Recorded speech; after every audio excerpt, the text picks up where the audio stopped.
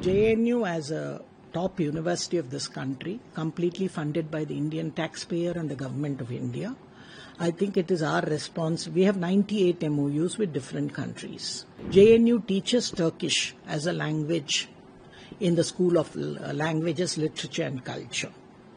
And we have an Indian professor who does it. We should not have any relations with a country that supports terror and that stabs India on the back. It is very important that as in this hour of crisis, a university and the academia and intellectuals have to stand with the Indian armed forces. There is absolutely involvement by Pakistan. There is no doubt about it. India has been the longest victim of terror. And I think what they did that day was barbaric and must be condemned by every civilized country, wherever you come from. No religion preaches this type of religious exclusivist obscurantism. So it has to be condemned. And I'm very happy that we also retaliated with restraint and at our choosing. So I think that is very important. The Operation Sindoor, many people said it is a misogynistic or something. They don't know the Indian civilization. We are a feminist civilization, and Sindoor involves our auspicious civilization dharmic values. Mother goddess, whether you are male or female, people use that kungumam as we call kunkum or whatever you call it. So I think first that has to be corrected. And number two, I congratulate the Indian Army, the Indian scientists, because this is the first time a Prime Minister has shown political will.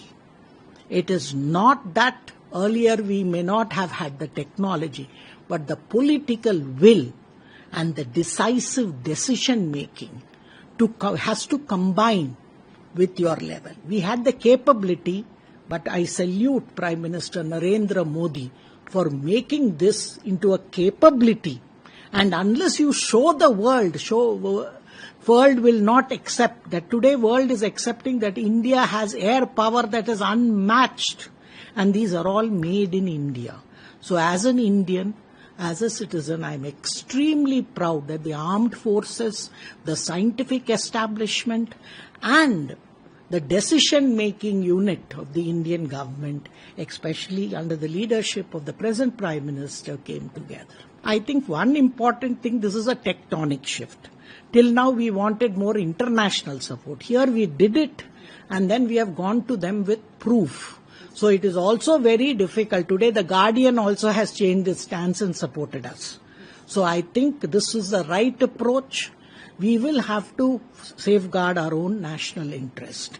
And that is what the present attack, Operation Sindoor, has shown. We first attacked only terrorist camps. But when Pakistan attacked our civilians, our temples, and our military bases, then we showed to them what we can do. Every citizen is as responsible for our national security. See, if our armed forces are fighting so valiantly, our Prime Minister is leading us with such great courage and decision-making powers, every citizen of this country has to do it. JNU, why? JNU is totally subsidized by the Indian taxpayer. If the Indian taxpayer does not subsidize us, then where should our loyalty lie? To the Indian state. Number two, the present Chief of the Armed Staff and the Naval Staff, I'm proud to say, are JNU alumni. And JNU salutes them. And JNU is always for the nation and for our armed forces. JNU as a top university of this country, completely funded by the Indian taxpayer and the government of India, I think it is our response. We have 98 MOUs with different countries. We have one signed MOU with one university, JNU University, and one in the process. JNU teaches Turkish as a language in the School of Languages, Literature and Culture. And we have an Indian professor who does it. And because of that, the administration thought that we should not have any relations with a country that supports terror and that stabs India on the back. And how can you have a relationship with somebody who's undermining India's national security? And as a citizen and as an academic, it is undermining my human security and the security of every citizen in the country. So I thought it is very important that as in this hour of crisis, the university and the academia and intellectuals have to stand with the Indian armed forces who are JNU's alumni and with one of the most courageous Prime Minister and the tallest spokesman of a democracy to support him. So I salute the armed forces, scientists and the Prime Minister.